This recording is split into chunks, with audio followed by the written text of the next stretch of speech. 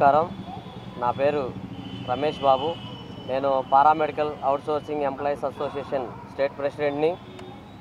ఈ నెల 6వ తేదీన మరి ఏపీ క్యాబినెట్ ఆప్కాస్ని రద్దు చేసి మరి ఏజెన్సీలకి ఇస్తామనే నిర్ణయం తీసుకున్నట్లు మాకు తెలుస్తుంది. ఆ నిర్ణయాన్ని మా పారామెడికల్ అవుట్సోర్సింగ్ ఎంప్లాయీ అసోసియేషన్ తరఫున పూర్తిగా వ్యతిరేకిస్తున్నాము. మరి ఈ కార్పొరేషన్ని రద్దు చేస్తే మరి మాకు జీతాల విషయంలో కానీ పిఎఫ్ల విషయంలో కానీ మాకు అన్యాయం జరుగుతుందని చెప్పేసి మీకు తెలియపరుస్తున్నాను.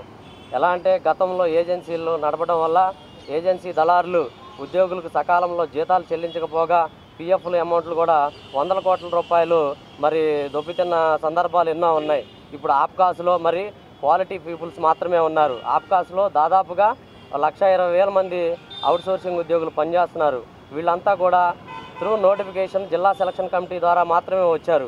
వీళ్ళందరినీ తీసేసి ఇప్పుడు ఏజెన్సీలకు అప్పచెప్తే ఉద్యోగ భద్రత కూడా వీళ్ళకి లేకుండా పోతుంది. కాబట్టి మేము ప్రభుత్వానికి ఈ మీడియా పూర్వకంగా మేము తెలియపరిచేది ఏంటంటే ఆప్కాస్ను రద్దు చేయొద్దని చెప్పేసి మేము డిమాండ్ చేస్తున్నాం. ఇంకోటి మా అవుట్సోర్సింగ్ ఉద్యోగులు ఎవరైతే ఆప్కాస్లో ఉన్నారో వాళ్ళందరినీ కూడా కాంట్రాక్ట్ విధానంలోకి మార్చి వాళ్ళందరికీ ఎంటీఎస్ అమలు చేయాలని చెప్పేసి మేము డిమాండ్ చేస్తున్నాం. మరి ఈ ప్రభుత్వం కనుక మరి ఈ నెల 20వ తారీఖున క్యాబినెట్ ఉంది.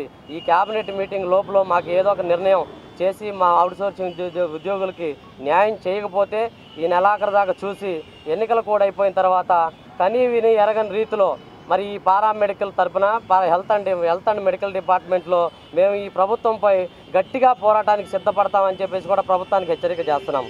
ధన్యవాదాలు.